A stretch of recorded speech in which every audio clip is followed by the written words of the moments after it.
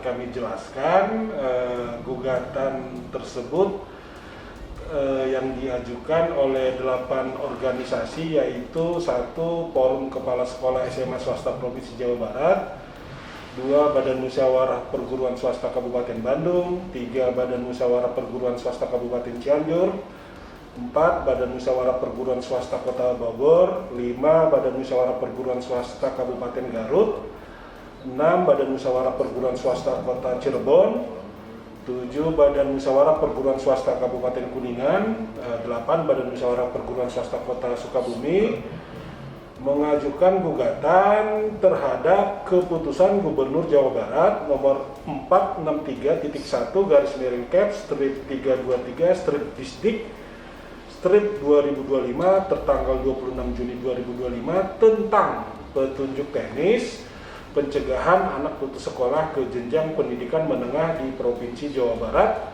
beserta aturan turunannya baik yang telah terbit maupun yang akan diterbitkan. Jadi Bapak-Bapak, gugatan ini terregistrasi dalam perkara nomor 121/G/2025 Betun Gugatannya ini diajukan tertanggal 31 Juli 2025 dan oleh Ketua Pengadilan telah ditetapkan majelisnya yang akan memeriksa perkara tersebut, dan majelis hakim yang ditugaskan untuk mengadili perkara tersebut telah menetapkan jadwal persidangan. Jadwal persidangannya akan diadakan besok tanggal 7 Agustus 2025 pukul 10 WIB dengan agenda pemeriksaan persiapan pertama. Jadi dalam pemeriksaan persiapan ini nanti formalitas gugatan dari pihak penggugat akan akan dimatangkan oleh majelis hakim, baru kemudian majelis hakim juga biasanya akan meminta informasi atau data-data terkait dengan adanya objek sengketa ini.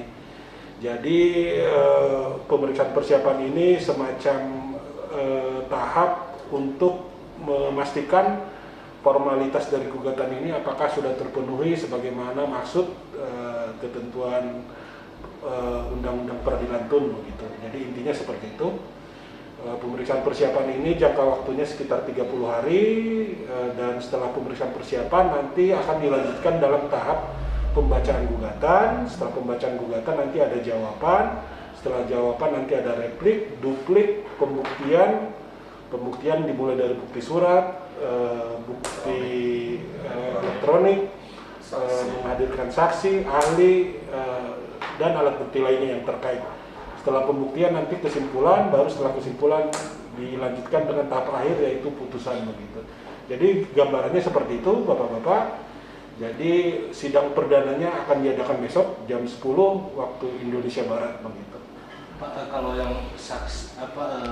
yang bakal diperiksa dalam perkara ini tuh siapa saja sih Pak? Jadi di peradilan tata usaha negara ini yang menjadi objek sengketa itu adalah keputusan administrasi pemerintahan maupun tindakan faktual dari pemerintah begitu. Dalam hal ini yang menjadi objek sengketa adalah tadi seperti sudah kami sampaikan, intinya adalah keputusan Gubernur Jawa Barat menyangkut juknis pencegahan anak putus sekolah ke jenjang pendidikan menengah. Ini dianggap merugikan oleh 8 organisasi tadi, sehingga mereka mengajukan gugatan ke pengadilan Tun begitu. Jadi nanti yang menjadi tergugat adalah gubernur, yang menjadi penggugat adalah ke-8 organisasi tadi yang saya sebutkan satu persatu begitu. Teruntuk Kang Deddy Mulyadi, stop bohongi rakyat. Tak terima dikritik Atalia, istri dari Ridwan Kamil. Kang Deddy Mulyadi janji tahun depan bangun 50 sekolah. Hei, Anda bukan Bandung Bondowoso yang bisa membangun 1000 candi dalam satu malam. Mau Anda bersekutu dengan jin atau menikah dengan Nyi Roro Kidul, nggak akan mampu. Lagi pula, duitnya dari mana? Kalau satu sekolah butuh 10 miliar, artinya 50 sekolah butuh 5T. Dari mana duitnya? Dari mana duitnya? Kalau maksud Anda 50 sekolah untuk pembangunan selama 5 tahun, ya masih mending RK. Selama menjabat 2020 sampai 2025 sudah terbangun 30 sekolah, sebagaimana data yang Anda sampaikan. Itu pun masih dikorting COVID 2 tahun. Dan 30 sekolah yang dibangun oleh RK, itu barangnya sudah ada. Sedangkan 50 sekolah yang Anda janjikan, itu masih omon-omon. Jadi stop kibuli rakyat. Menghayal boleh, tapi jangan ketinggian. Rakyat butuh bukti, bukan omon-omon. Assalamualaikum warahmatullahi wabarakatuh. Apa kabar sobat rakyat? Dimanapun kalian berada, semoga kalian semua sehat-sehat semuanya ya. Dan kembali lagi bareng kanal YouTube Rakyat Update. Nah, di video kali ini kita melihat Bang Eko Widodo ya, yang menyampaikan pendapatnya terhadap kritikan kepada Kang Deddy Mulyadi. Bukan kritikan sih, tapi tanggapan lah. Tanggapan Kang Deddy Mulyadi soal kritik yang datangnya dari Bu Atalia Cinta. Di sini beliau menyampaikan beberapa data yang sebenarnya ada beberapa netizen yang kurang setuju dan kurang sependapat lah dengan pendapat yang beliau utarakan itu. Karena apa? Karena ini sebenarnya bukan kesalahan ya, mungkin hanya saja kekeliruan beliau. Yang pertama, data yang beliau sebutkan itu kalau 10 miliar itu berarti dikalikan 10, sesuai janjinya Kang Deddy Mulyadi itu adalah 10 triliun. Padahal kalau 10 dikali 50 itu hanya 500 gitu ya. Jadi hanya 500 miliar besarannya yang harus dikeluarkan oleh Pemprov Jawa Barat untuk memperbaiki fasilitas pendidikan. Dan yang kedua, beliau menyampaikan bahwa Kang Deddy itu akan membangun 50 sekolah. Padahal kan sebenarnya Kang Deddy itu bakal ngebangun itu 50 unit ya. 50 unit ruang belajar atau ruang kelas gitulah. Mungkin bukan sekolahan gitu. Kalau sekolahan mungkin ya memang gede duitnya. Tapi kan di sini Kang Deddy Mulyadi itu menyampaikan 50 unit ruang kelas baru di tahun 2025 ini yang akan segera terrealisasi, dan sudah ada yang terrealisasi, yakni sekitar 15 ruangan kelas lah sepanjang tahun 2025 ini yang sudah dieksekusi oleh pemerintah, oleh Gubernur Jawa Barat saat ini ya, seperti itu. Dalam hal ini Kang Deddy Mulyadi jadi nggak nol-nol banget lah gitu, karena Kang Deddy Mulyadi juga yang seperti dikatakan oleh beliau.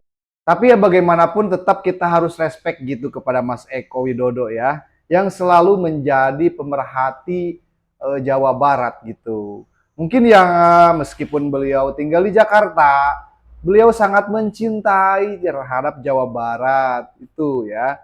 Perkaranya apa ya, kita nggak tahu, mungkin ya di waktu yang silam gitu leluhurnya Mas Eko ini berasal dari Jawa Barat tuh. Makanya beliau memiliki kewajiban mungkin ya untuk mengkoreksi pemerintahan di Jawa Barat yang sedang dijalani oleh Kang Deddy Mulyadi. Seperti itu. Mungkin beliau memiliki pemikiran untuk gua punya tanggung jawab gitu. Ini kan buat ngingetin terus pemerintah Jawa Barat. Itu ya, patut diapresiasi. Terima kasih. Kita patut berterima kasih kepada Mas Eko Widodo. Sampai hari ini masih perhatian terhadap pemerintah di Jawa Barat gitu ya. Sedangkan perkara-perkara di Jakarta yang mungkin kalau di Jakarta itu memang sudah nggak ada salahnya lagi. Pemerintahnya sudah berjalan dengan baik. Pemerintahnya sudah berjalan dengan mulus dan sesuai harapan rakyat ya. Mungkin karena ya itu kenapa beliau itu meskipun domisilinya di Jakarta, mengomentari terus Jawa Barat itu mungkin yang menurut beliau masih ada beberapa sisi yang memang harus dikoreksi. Sehingga beliau mengeluarkan kritik untuk pemerintah Jawa Barat. Seperti itu. Oke lah, kita tepuk tangan aja dulu buat Mas Eko Widodo ya. Tepuk tangan untuk Mas Eko Widodo. Jadi, warga Jawa Barat itu harus berterima kasih kepada beliau. Menurut kalian gimana guys? Silahkan ya, tuliskan tanggapan-tanggapan Anda semua, bapak-bapak, ibu-ibu, dimanapun kalian berada, di kolom komentar tentang Mas Eko Widodo ya. Seperti itu.